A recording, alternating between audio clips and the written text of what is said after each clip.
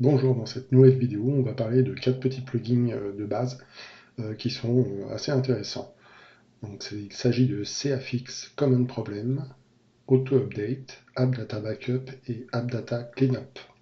Donc on va déjà commencer à installer les 4 plugins. On va dans la fenêtre App et on tape Fix Common Problem pour le premier. Voilà, donc c'est celui-ci, donc il y aura la petite flèche qui n'est pas là puisque je l'ai déjà installé. Donc vous l'installez. Le deuxième, il s'agit de CA Auto Update. Voilà, il se trouve là, donc on l'installe. Done. Le troisième, CA App Data.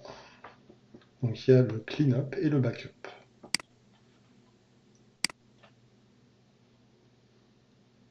Donc on installe les deux.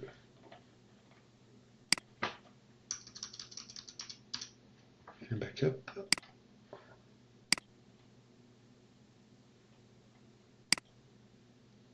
Voilà, une fois que c'est installé, on va voir comment ça se passe. Donc on a accès à ces plugins sur la page plugin, bien entendu.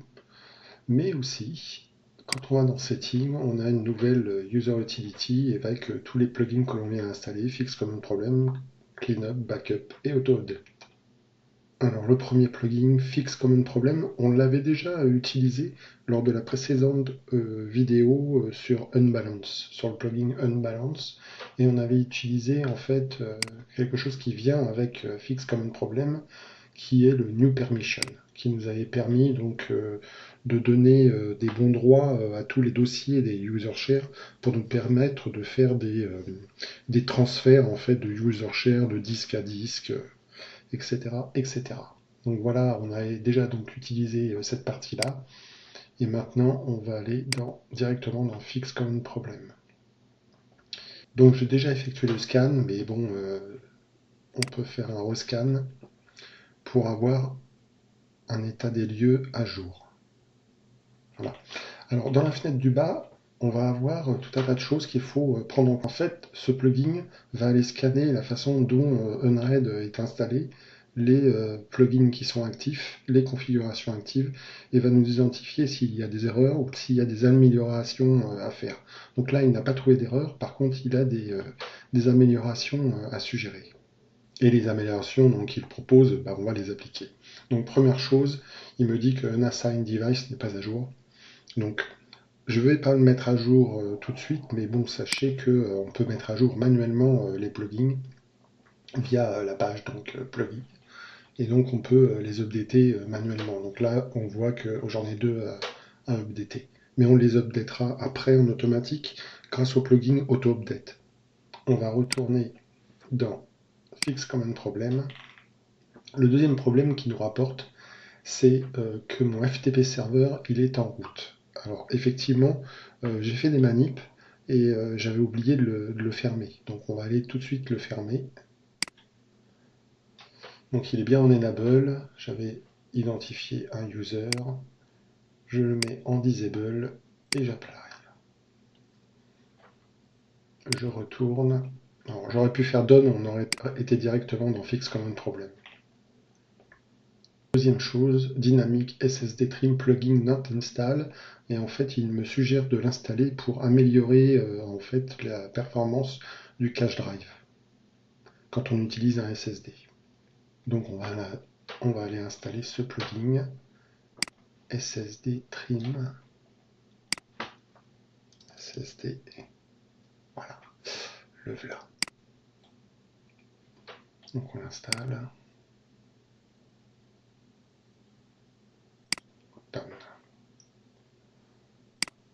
Alors, SSD Trim étant installé, c'est un plugin qui doit être probablement configuré. On va aller voir dans ce que c'est.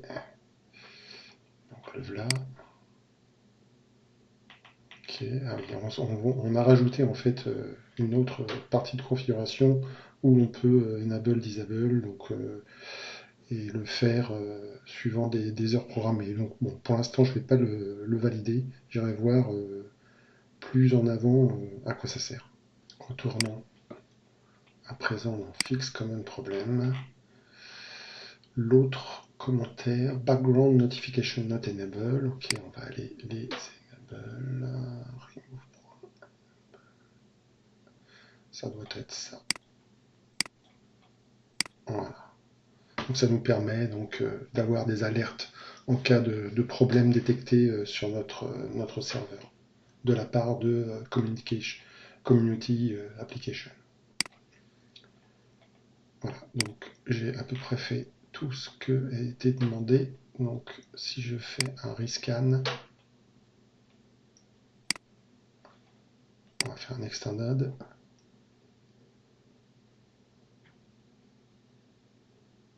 Voilà. Donc là, il y a eu la mise à jour. Donc c'est déjà plus live. Donc la mise à jour donc, de Unassigned Device qui n'a pas été faite. Et là, on voit que j'ai encore un problème avec mon FTP serveur. Et en fait, c'est assez piégeant, donc il faut faire très attention. Quand on le met en disable, en fait, il va être disable sur la session en cours, mais dès qu'on reboot le serveur, il va repasser en enable. Donc il faut enlever le user et faire apply. Et là, il se remettra donc sur la prochaine session, quand je vais reboot le serveur, il se remettra en enable, mais du fait qu'il n'y a pas de user déclaré, bah, il ne sera pas accessible. Voilà. Et un refresh de la page permet donc de confirmer que tout est OK maintenant. Deuxième plugin, donc l'auto-update. On retourne dans Settings et on rentre dans Auto-Update Application. On va se retrouver en fait avec deux onglets, l'Auto-Update Plugin et l'Auto-Update Docker en fait. Et les deux peuvent se configurer différemment, ou plutôt indépendamment l'un de l'autre. On va faire un clean de ça pour voir un peu mieux. Voilà. Donc ce que l'on voit, c'est que en fonction des tables, donc là j'ai pas de Docker en fait d'installer encore, hein, mais si on a des Docker, on a la liste de la même façon. En fait, pour chaque plugin, on peut décider si on va le mettre en auto-update ou pas. Le plus simple, c'est de le mettre en automatique. Donc de mettre auto-update au plugin, à yes, et puis de programmer en fait la fréquence de la vérification, donc de la mise à jour et des mises à jour. Donc je vais le laisser sur daily et faire apply. Voilà. Ensuite, on va avoir la partie, donc pour la partie Docker, bah, c'est exactement pareil. Soit on décide de l'appliquer à tous les Docker, soit bah, ici on va avoir la liste et on sélectionne quel Docker on veut en auto-update. Voilà. Le troisième, il s'agit de CA App Data. Avant cela, en fait, dans Auto-Update, hein, il y a effectivement aussi l'heure hein, à pré-régler. Donc là, il est pré-réglé par défaut en daily à minuit. Donc ça va pas tarder à arriver. On vérifiera ça à la fin. Ok, donc maintenant on va regarder le backup et le restore de AppData. Donc on rentre, on valide. Donc là, il va y avoir un petit peu de configuration à faire. Donc AppData Share, donc où se situe en fait le dossier AppData. Donc il se situe dans le cache. Voilà, on le sélectionne. C'est bon. La destination Share, donc c'est où va être sauvegardé en fait les backups. Par défaut, c'est dans Community Application AppData Backup. Ça va créer donc un user share de ce nom-là, j'imagine, mais on va faire ça autrement parce que en outre de pouvoir en fait sauvegarder AppData, on va aussi pouvoir sauvegarder, faire un backup de la clé USB, donc de la flash, et de libvirt, des images libvirt.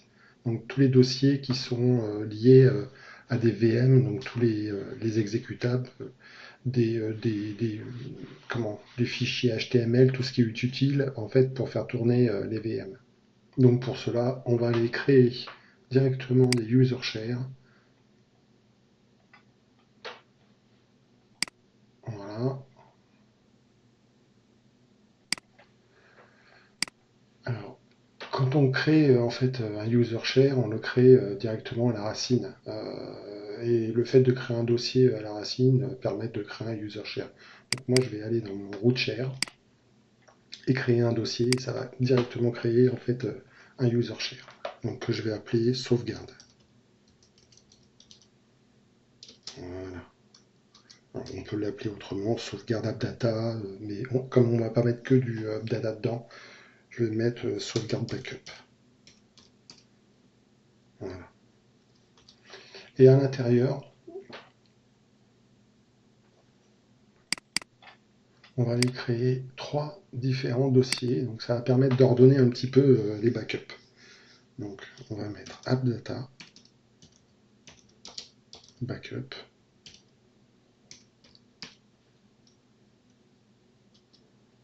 Voilà. On va aller créer un autre dossier pour la flash. Donc flash backup. Ouais. Je vais aller ordonner ça correctement. Voilà. Et le troisième, ça va être pour les libvirt. Donc je vais mettre libvirt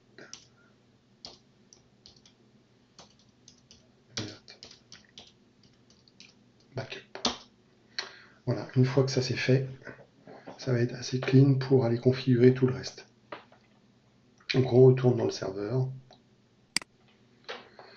Maintenant, si on revient ici, on voit que on a bien un user share nommé sauvegarde avec les 3 dossiers à l'intérieur qui s'est créé. On peut bien entendu après aller le mettre en private ici, ça pose pas de problème, donc lui changer de statut.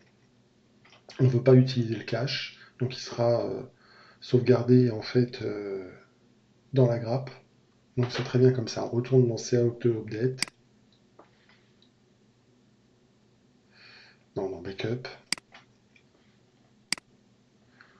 et on va continuer la configuration. Alors là j'ai tout perdu parce que j'avais pas sauvegardé. Donc on recommence, cache, AppData, et ici on va aller chercher donc pour la sauvegarde de AppData. On va aller chercher donc dans User,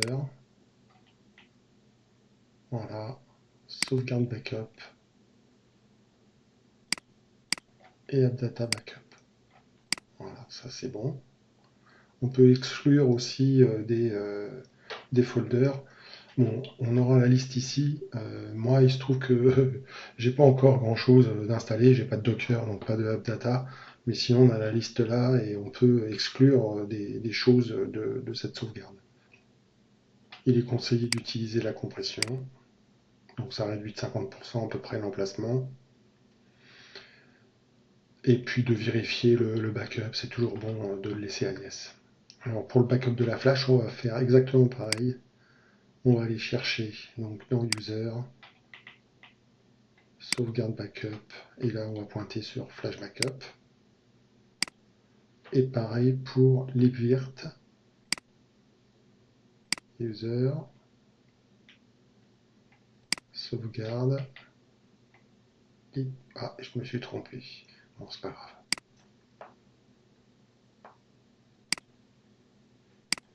Je pense que ça doit pouvoir se bouger dynamiquement, on vérifiera ça par la suite.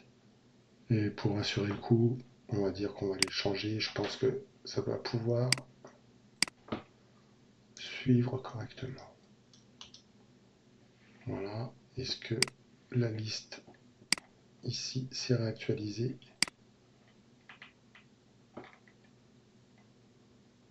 Alors je retape user, sauvegarde. Ouais, c'est bon. Voilà. Alors on peut peut-être nous notifier s'il y a une erreur ou quand c'est fait. Bon, je vais les mettre sur completion only. On ne veut pas spécialement de notification quand le processus démarre ou s'arrête. Update application on restart, ça nécessite CA Auto Update que l'on vient d'installer. Donc on peut le valider. C'est pas très clair, mais j'imagine que sur le restart du serveur, on va avoir un check pour faire un auto update en fait des applications qui sont installées. L'autre option qui se trouve ici, delete backup if they are this many days old. C'est pas très clair non plus. On a un 1, donc j'imagine que c'est pas tous les jours. Peut-être que ça ne va garder que le dernier en fait. Alors, si on veut garder les deux derniers, peut-être qu'on tape 2. Mais je pense pas que ça ait un lien avec les jours où on a fait le backup. Et enfin, on peut programmer en fait un backup. Donc on peut le programmer en weekly par exemple et on configure quand est-ce qu'on veut le programmer. Donc pour être cohérent par rapport à ce que j'ai fait tout à l'heure, je vais le mettre aussi à minuit, mais cette fois je vais le mettre à minuit 10. Voilà. Et on fait apply. Donc on a un message avertissant. On fait OK. Voilà. Donc là il est configuré. On peut le mettre en backup manuellement ou attendre qu'il soit minuit 10. Alors on va se donner un peu de marge parce qu'il est minuit 15, 9. Voilà. Alors, on va faire un essai. Donc, dans AppData, vous voyez, pour l'instant, j'ai pas grand-chose sur le serveur, donc il est vide. On va créer un dossier bidon qui simule une application, en fait. Je le laisse vide, j'imagine que ça marchera aussi. Et on fait Backup Now. Voilà, on voit que le processus est en train de tourner. Et vu que je n'ai pas grand-chose, il est déjà terminé. Mais j'ai un message qui m'avertit que le backup a bien été réalisé. Maintenant, on va aller voir comment ça se passe au niveau de mes sauvegardes. Donc dans AppData, on a bien un backup qui a été réalisé avec un fichier zip et dans lequel on va trouver certainement bidon. Voilà. Donc ça marche bien. Maintenant, si on retourne ailleurs dans la flash, on voit que la flash a bien été mise en backup. Et ici aussi. Donc c'est pas mal quand même comme plugin. Pour tester la reprise, donc je vais faire un supprime de l'application data. Voilà. Et je vais le rappeler. Donc là, si je reviens ici, on voit que application data qui se trouve dans le cache a disparu. Donc pour une raison X ou Y, si ça arrive, on retourne dans le backup.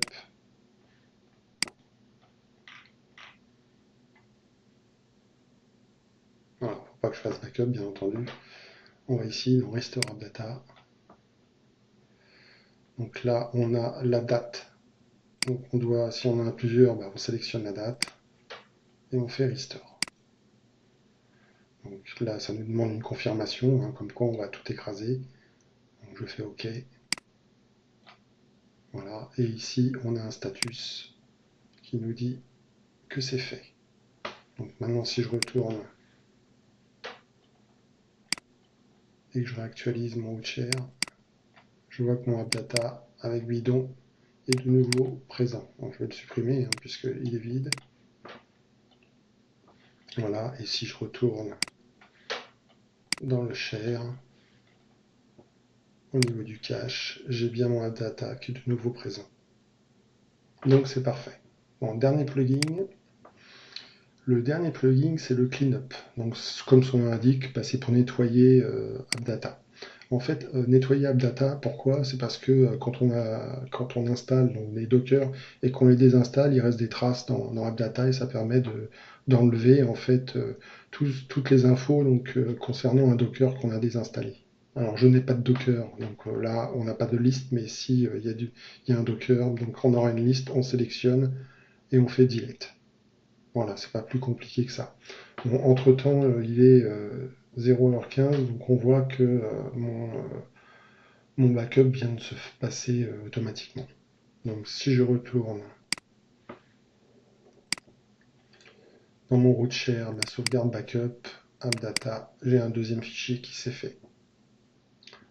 Je ne suis pas sûr que ça le fasse pour les autres. Peut-être que c'est déclenché que manuellement. Donc ici, on a le même contenu et ici aussi. Donc on n'a pas de date, contrairement à l'autre. Donc à mon avis, ces deux-là sont à déclencher manuellement quand quand on lance un backup en fait manuel. Donc par ce biais-là. Voilà, backup now. Voilà, fin de cette vidéo pour ces 4 plugins qui sont simples mais intéressants quand même. Je vous donne rendez-vous pour la prochaine vidéo qui est en train donc, de s'afficher sur votre écran, quand elle sera dispo bien entendu. Allez, au revoir.